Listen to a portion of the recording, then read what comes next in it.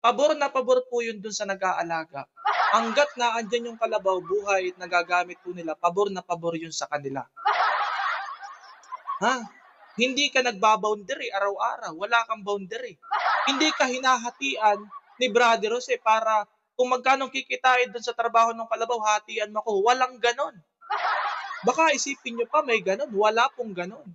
Lahat po ng kinikita ng kalabaw sa trabaho ng kalabaw, busugin lang nila yung kalabaw, wag lang nilang pabayaan, yun na lang yung maisusukli nila para hindi lang marugado yung kalabaw bilang pagtanaw na ng utang na loob dun sa kalabaw na lang na naghahanap buhay, 'di ba?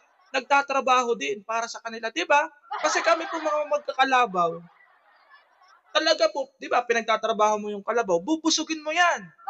Minsan nga papakainin mo pa ng feeds 'yan, bibilhan mo pa ng supplement 'yan para lang, malakas yung pagtatrabaho niya kasi napapakinabangan mo. Jubilito TV Official. Okay, so yun.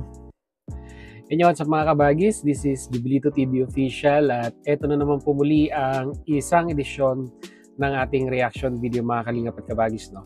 Pero bago po lahat, syempre po, mega love shoutout po muna kay Kuya Val Santos Matubang, kay Kalingap Rab, sa Kalingap community, sa Tekram community, sa mga Kalingap partners, no? Sa mga Kalingap reactors, Team Bios, Team Karepa, Team Watchers, mega love shoutout po sa inyong lahat. Napanood nyo naman po, no? Mga Kalingap, mga Katekram natin, yung entrada ng itatapik natin ngayon sa ating reaction video, no? Na kung saan mga Kalingap, mga Katekram natin, hindi pa rin po ako makapaniwala hanggang ngayon kung saan nakuha ni Brother Jose itong kalabaw na lagi niya pong ipinagmamayabang sa social media. Di ba? Lagi niya pong ibinabandera na mabuti pa yung kalabaw, no? Ang dami ng kinita, mabuti pa yung kalabaw nagtatrabaho. Parang ganun eh. No? Mga Kalingap at Katekram. Dahil talagang hanggang sa ngayon, mga Kalingap, mga Katekram natin, ini-insist niya na ang kalabaw ay nasa mabuting kalagayan. At kumikitang kabuhayan nga daw po, mga Kalingap, mga Katekram natin. So balik tayo doon. Nabibilib ako sa kalabaw ni Joseph. 'Di ba? Tinalo pa po, no?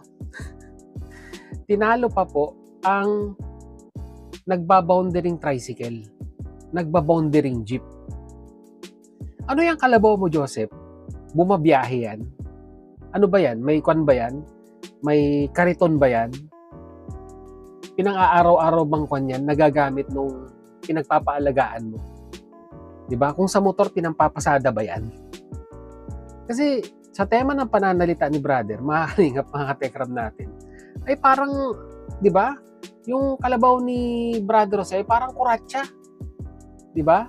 Parang hataw na hataw sa trabaho. Dahil talagang kung, diba, i-analyze mo yung sasabihin niya, parang gamit na gamit. Yung pong kalabaw na parang araw-araw ginagamit. Kung tutuusin naman po ang, 'di ba, ang pagtatanim ng palay para magamit ang kalabaw, ang pag-aani ng palay para magamit ang kalabaw, seasonal. 'Di ba? Hindi mo naman po pwedeng sabihin ginagamit sa pangongopra. Ano 'yan? Araw-araw ibinabiyahe sa bayan para may pagbili nila yung kalakal nila or yung kopras nila. Bilib din ako sa kalabaw ni Joseph, no? Mga Kalingap, mga Katekram natin. Kasi, di ba, base sa pananalita ni Joseph, ay talagang gamit na gamit yung kalabaw. Di ba? At sabi niya nga po, ay talagang napakinabangan ng husto nung tagapag-alaga yung kalabaw. Bagang tanging pakonsuelo niya na lamang po ay wag daw gugutumin. Di ba? At ituring na parang sa kanila yung kalabaw, kahit hindi. Pambihira. Kaya nga, mga Kalingap at kabagis, talagang, yun ang tanong ko, Joseph, araw-araw bang ginagamit yung kalabaw mo? Ano ba yan? Pamasadang kalabaw ba yan? Tanong lang naman. Kasi parang sa tono ng pananalita mo, ay talagang gamit na gamit yung kalabaw. Di ba? At dumako tayo doon. Pakisagot, Joseph, ha? Pampasadang kalabaw ba yan? Pakisagot lang. Ngayon, dumako naman po tayo dyan sa resibo. Resibong ipinakita ni Bopil, 3 resibo na pinakita ni Sir July Paunil. Yan, si Sir July Paunil, si Bopil, nagpakita na ng resibo. Diba? Resibo ng sponsor na taga London na ipinalandakan na po ni Sir July at ni Madam Bopil, parang hindi pa rin kumbinsido si brother. Diba? At ang post niya sa kanyang Facebook page, kung di po ako nagkakamali, or sa sa timeline niya, ay parang pinalalabas niya na yung mga resibong yan ay fabricated. O, diba? Anong klaseng mindset yan? Dati, diba, yung sa supposed to be pambiling gamot na nauwi sa pambili ng kalabaw, ngayon naman po, diba, sa worth 32K na mahigit na pinadala ng sponsor, 12K lang yung na-acknowledge. So, nasaan yung rest na mahigit 20K? Yun naman po yung itinatanong ng sponsor sa kanya. No? Bakit walang vlog? 'Di ba? Ngayon, pinipilit niyang baliktarin si Bopil na di umano yung resibo ay fabricated, gawa-gawa lamang. Oh, ngayon hinahamon ka. May reference number 'yon. 'Di ba? Oh, pwedeng i-check. Oh, i-check mo. Kung nakalimutan mo na.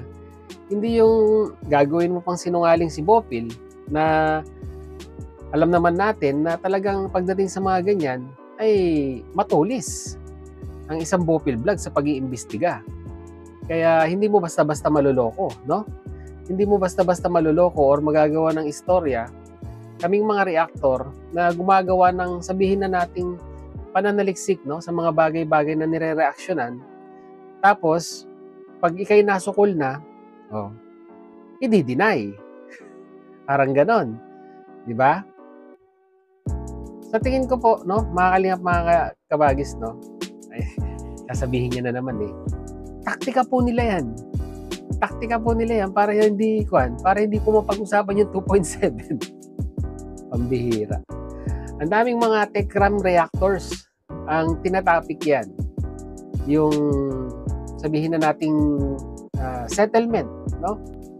Bakit hindi siya doon magngangangak sa mga reactors na yun? Kami, nakapokus lang naman kami sa kalabaw at doon sa sponsor na humihingi ng transparency regarding sa perang binigay. Hindi po masagot. Ang lagi pong sinasagot is tinatakpan ng ibang issue para hindi daw po mapag-usapan or hindi maitanong ng mga supporters ng TechRAM yung sa 2.7. Di po ba? Hindi kami interesado doon sa 2.7 di ba? Interesado kami doon sa kalabaw at doon sa pera. No? Na parang ang lumalabas ay wala kang transparency. Or talagang wala kang transparency. Kasi yun ang nakikita natin na ginagawa mo Joseph. Pakisagot na lang at saka yung challenge sa'yo ni Sir July Paunil. No? Yun, dapat sagutin mo rin yun. Na kung sino man yung tao or meron mang taong involved sa likod mo sa pagsasalita mo ngayon, ay umamin ka. Diba? Parang ang gusto mangyari ni Sir July Paunil, aminin mo na nababayaran ka sa ginagawa mong ito. Pati yun, hindi mo rin sinasagot. Diba? Sabi nga ni Sir July Paunil sa'yo, araw-arawin ka niya. Pero hanggang ngayon, wala pa rin kasagutan. Hanggang kailan, Brother Joseph, na tayo ay mananatiling nakatikom? Although alam naman na natin yung kasagutan dito sa mga ibinabato sa'yo ng Kalingap Reactors. Pero mas pinipili mong manahimik. Ano bang ibig sabihin ng katahimikan? Ang ibig bang sabihin nito ay sumasang-ayon ka sa aming mga sinasabi? Kasi, di ba, meron po tayong kasabihan, no? Silence means yes. Ano, guilty ba? Sagutin mo na lang. Bigyan mo ng linaw yung sponsor, yung dalawang sponsor, dati mong sponsor, at sagutin mo yung hamon sa'yo ni Sir July Paunil. So yun lang po ang ating reaction video for today, mga kalingap, mga katekram natin. No? Once again, comment po kayo sa ating comment section. Pag-usapan po natin. So hanggang dito na lang. Sa mga hindi pa nakasubscribe, subscribe nyo na po, Jubilito TV Official. Hanggang dito na lang mga kalingap at kabagis. As I always say, peace, God first, God bless po. Bye-bye!